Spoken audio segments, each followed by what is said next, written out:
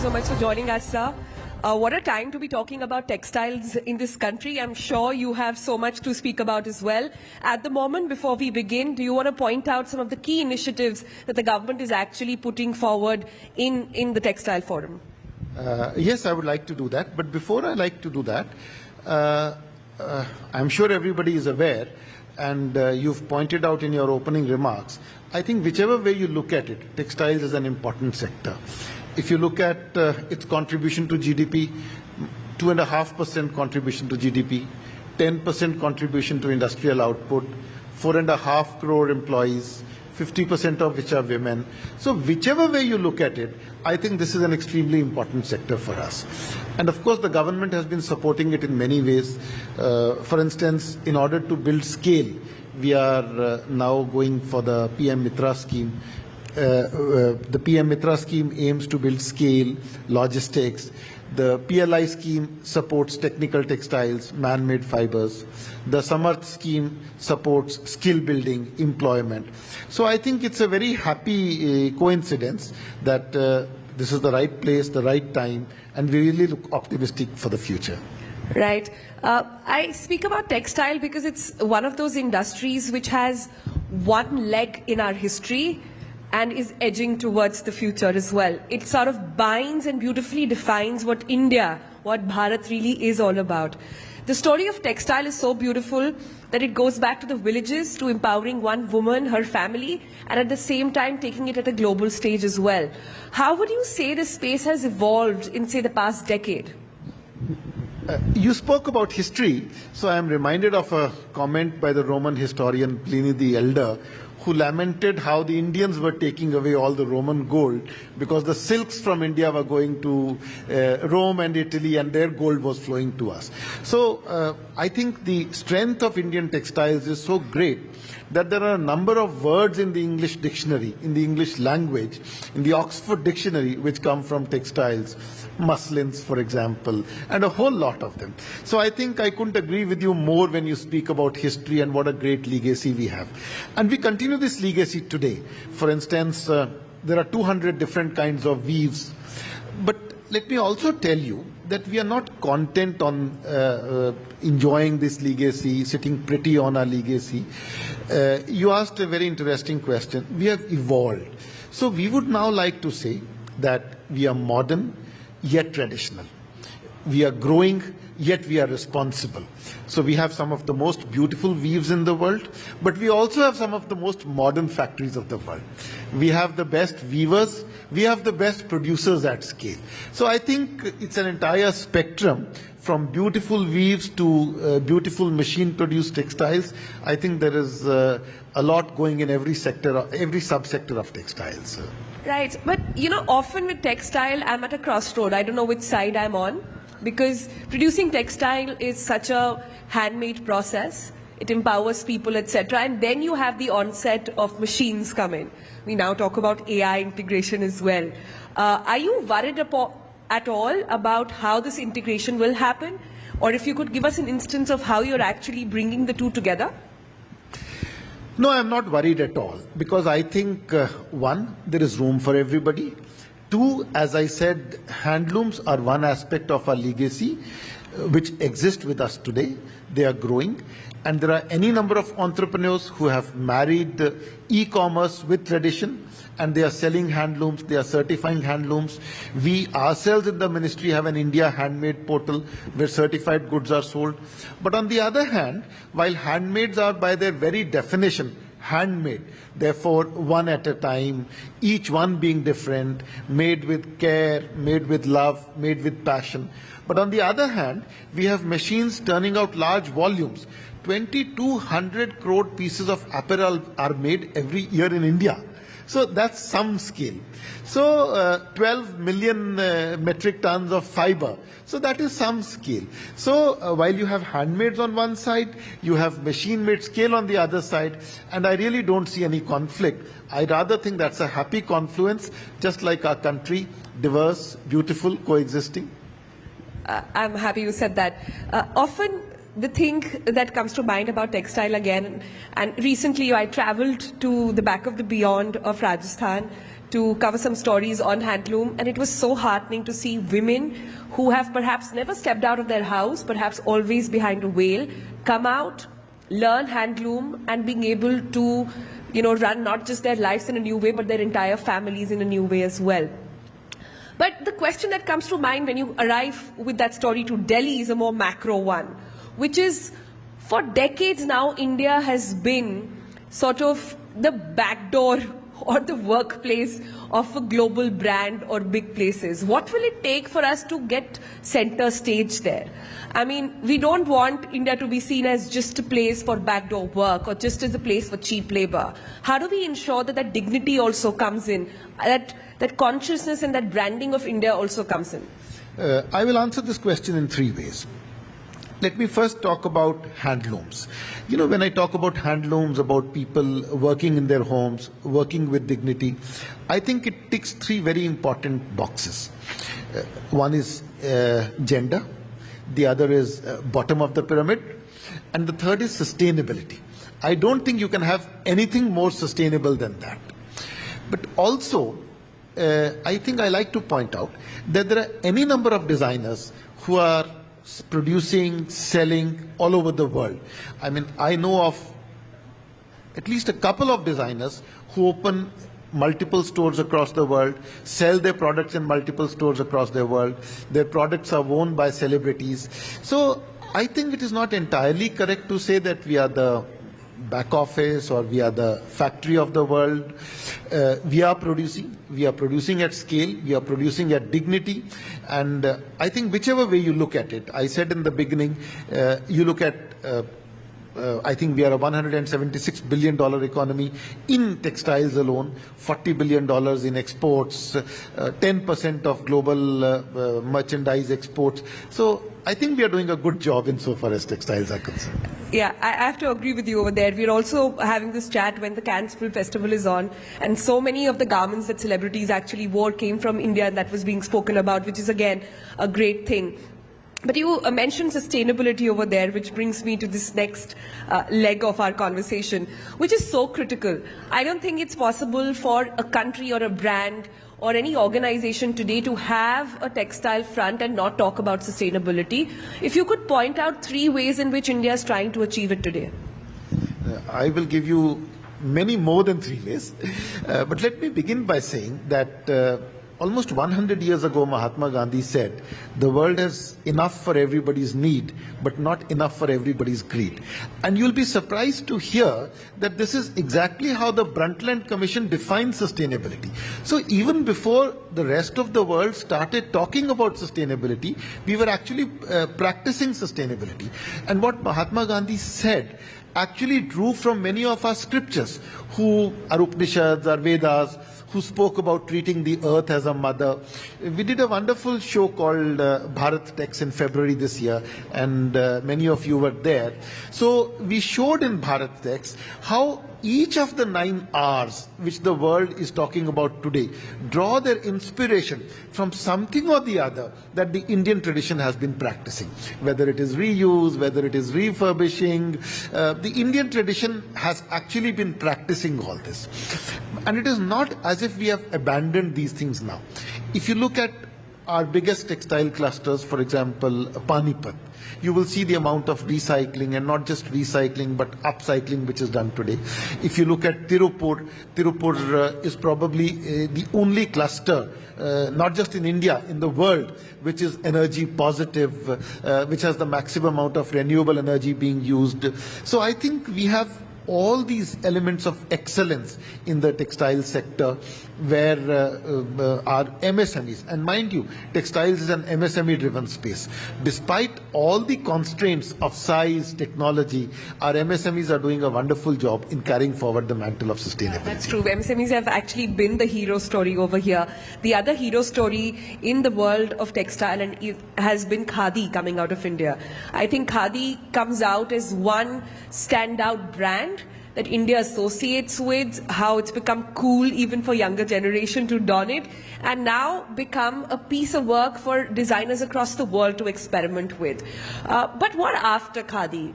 I want to understand, is that a template that the ministry wants to follow now to bring out many more fabrics just like that? See, we have associated Khadi with our freedom struggle. But you'll be surprised to know, and probably not surprised to know, you mentioned it, I think the byword now is Khadi for fashion. And it's a statement. It's a statement.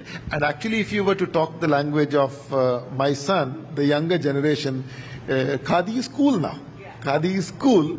And I think handlooms are also cool because the kind of elegance, the kind of uniqueness, the kind of passion they bring with them is what contributes to their coolness. I would also like to say... But it's taken work, sir, right? It's taken work to get Khadi to this, to make it cool, to make it associations with NIFT, with designers, upcoming designers saying that, listen, Khadi can be used in so many other forms. So I'm sure there is work, that this template that has been followed to bring it, to this level. I'm trying to understand, can a similar template be followed for several others as well? Yeah, you see, it's not just about the template, it's about recognizing the fact that there is a certain uniqueness in a product. The very fact that a Kashmiri Kani shawl takes 6 months for 2 weavers working together to build, and the kind of effort, energy and passion that goes into it is itself a template for its uniqueness. I think what has only changed is that the world is now recognizing it, not just in India, but all over the world. And the number of, if I can again digress into history, Napoleon's wife Josephine's famous possession was a Kashmiri Kani shawl. And I think we have only come full circle from being cool then to being cool now. Talking about cool things happening in the world of textile, I hear smart textiles as a lingo now. I hear AI integration happening at various places. I recently met this woman who had integrated music into textile. So every time you touched a piece, it was a note of music. So really cool stuff is happening. What is India doing to incorporate it, to ensure that in this rush of AI everything, which seems to be the world now, we are not losing the essence of what we really stand for, but not missing the bus either? I would only like to say what I said a few moments ago. India's diversity is our template. And we firmly believe that there is room for everything, from handmaids made with love to machine products made by robots. There is space for everybody. There is utility for everybody. And India as a country is dominating all elements of the value chain. We are good in handmaids, we are good in handlooms, we are equally good in machine maids. So the lesson, I think, and the message that I have is, insofar as textiles are concerned, we are really up there. All right. Talking about what's required then, if I were to ask you in your capacity certain policy changes that could further catapult us in achieving our purpose, what are some of the things that come to mind where you would require support, say, from government and even from the private sector? You see, when you talk of the entire textile system, the current size of our ecosystem is around $176 billion, which is around 15 lakh crores, of which exports are currently around $38 to $40 billion. Our vision, our objective is to take it to $350 billion by 2030, including $100 billion of exports. Now, how do you do that? And what is that is required to actually achieve that vision? To begin with, raw material. We are a cotton-led country, so you need much more of cotton. So what are we going to do about that? We are this year beginning a cotton productivity mission, which looks at productivity of cotton, which looks at trash content of cotton, which looks at technology in ginning factories, which looks at how to improve your entire cotton ecosystem. Then, once you have the raw material, you need large factories. And you need not just one factory, you need large clusters, factories located close to each other, scale, logistics. And as I mentioned in the beginning, we have 7 PM-MITRA parks coming up in 7 important textile regions of the country. Each park is at least 1,000 acres in size. Each park will contribute to investments of nearly $1 billion, 10,000 crores. Each park will lead to 1 lakh of direct investment. So we are trying to build an ecosystem which is very large, which can complement and facilitate the vision that we have. Then what about exports? We have a large number of schemes which support exports, but more than that, we are trying to open doors to exports for our exporters. And you recently saw the India-UK FTA which was signed, which will open up an entire new world of exports for our people. So I think across the value chain, from raw materials to factories to logistics to processing, sustainability, exports, we are trying to build an ecosystem which will neatly come together like a jigsaw puzzle and propel this textile sector to where we want it to be. That sounds like quite a plan. What kind of support are you looking in this from the private sector? What is it that they can do to help the government achieve this? Okay, let me use a theatrical analogy. We are sitting here, so there are a lot of people working behind the scenes. So there are people who put up this screen, there are people who put up this background, there are people who put up these mics. So they are the people who set the stage. So, but you and me have to perform and talk sense. So I think the government is the person who is setting the stage, setting the mic, setting the camera, setting the stage. But you and me are the private sector who have to ultimately invest, grow, develop so that we reach where we are. That's a great analogy. I love that you brought it up. So if for all the young people watching right now who are saying, oh, textile is cool, textile is fun, government has lots of plans in this sector as well. So how about I have this startup idea to work on it? Do you have some tips for them on which spaces they should look for, which will have government support and perhaps, help them? Okay, two things. The first thing I want to say to everybody, the young and the old here, is that this is India's age and time. Whichever way you look at it, this is India's age and time. Economics, geopolitics, and textiles in particular, this is India's time. So all I want to say is go for it. And to answer your specific question, what is it that they should go for?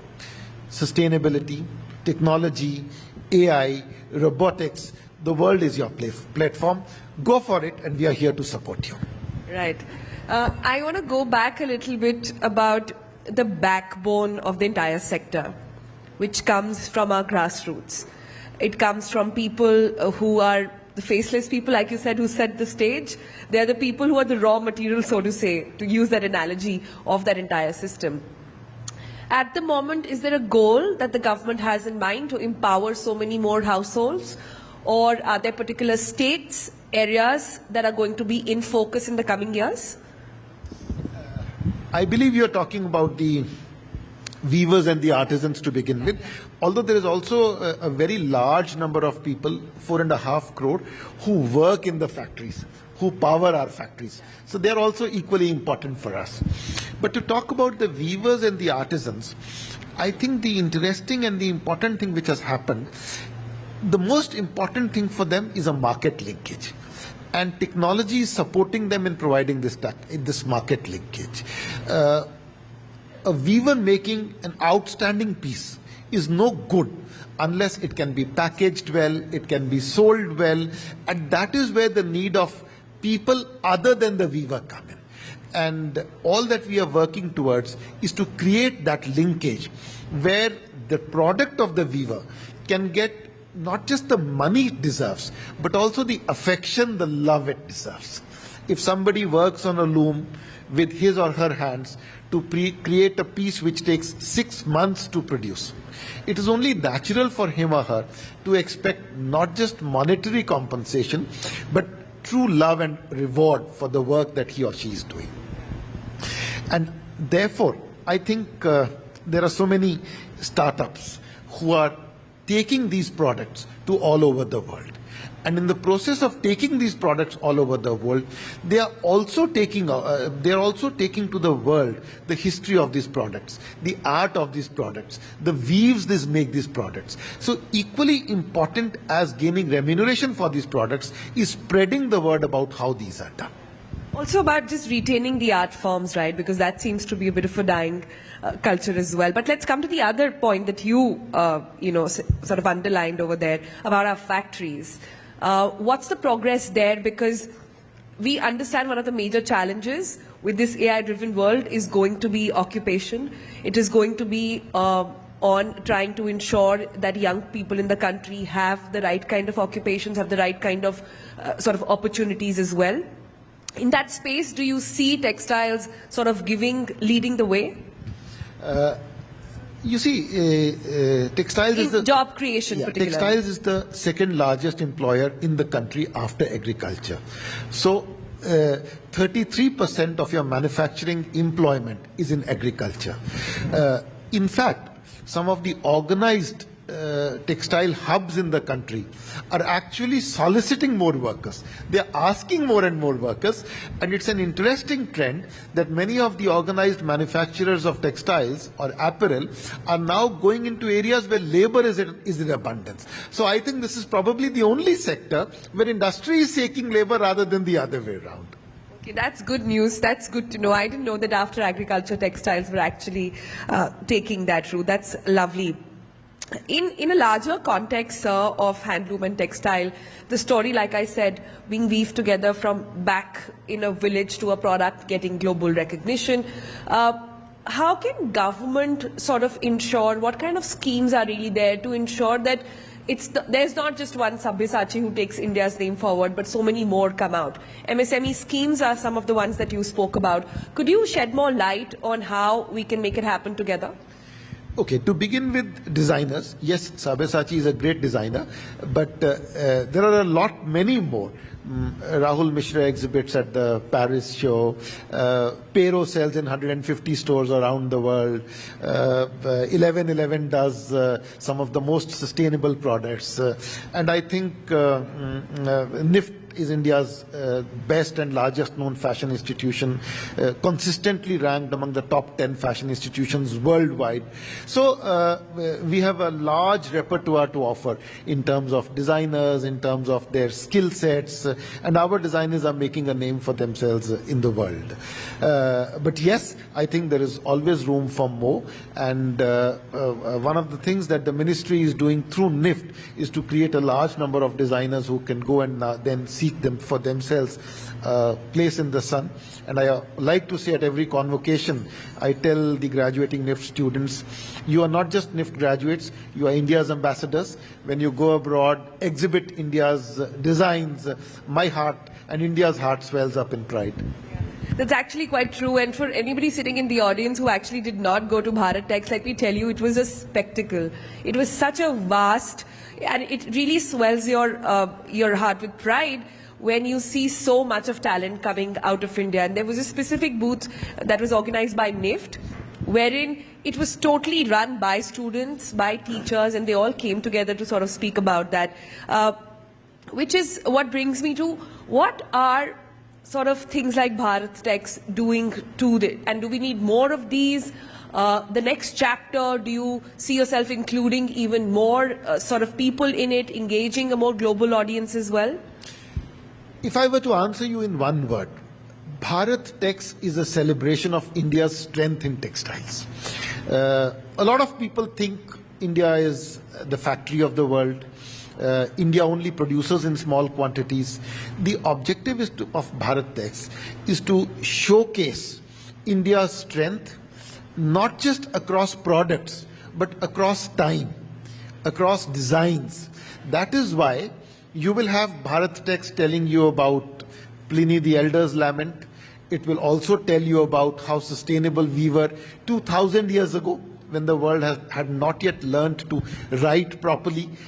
Our Upanishads were already talking about reverence for Mother Earth. But it also tells you how Indian producers today are some of the most sustainable, even by Western standards. So it is an exposition of the breadth and the length of Indian industry and strengths across sectors. You spoke of NIFT. I will give you two examples. There is something called a fashion forecasting service, which forecasts what are the trends going to be for the next season. We were dependent so far on trends which various overseas companies were putting out. But NIFT has done an AI-based trend forecast that tells you about trends for the Indian textile sector. And what does it say? What kind of colors will be in vogue, what kind of designs will be in vogue, what is the textile story. Move aside Pantone color of the year. Absolutely. Move aside that, India's and NIFT color of the year is going to be out very soon. And something more, the clothes that you and me wear, you would have noticed the labels are driven by European standards. EU size 5, US 5-8. For the first time, we have something called India size. A size which anthropomorphically measures our sizes and then designs sizes as per our needs. The returns on online platforms are 20 to 30% simply because the clothes don't fit. And anybody who has ordered online would have faced the problem of having to return clothes. Clothes from one brand don't fit, sizes which fit me for one brand don't fit me for another brand. And NIFT has done India size, which is India size. And I would like to say it again, when I see all these things happening in India, my heart swells up with pride. That's absolutely true, and this is so good to hear. Imagine, move aside EU sizes and UK sizes. Absolutely. A Bharat size. Bharat is coming. A Bharat size on your clothes would be such a cool idea. Yes. Done completely in India. Something that empowers the people who are faceless back of the beyond in our villages, but all the way in different ways, you know, helping By India, for India. By India, for India. So this is great work that you're doing, sir. Thank you so much for joining us today and shedding a light. Huge round of applause, please, for Rohit Kansal. Yeah.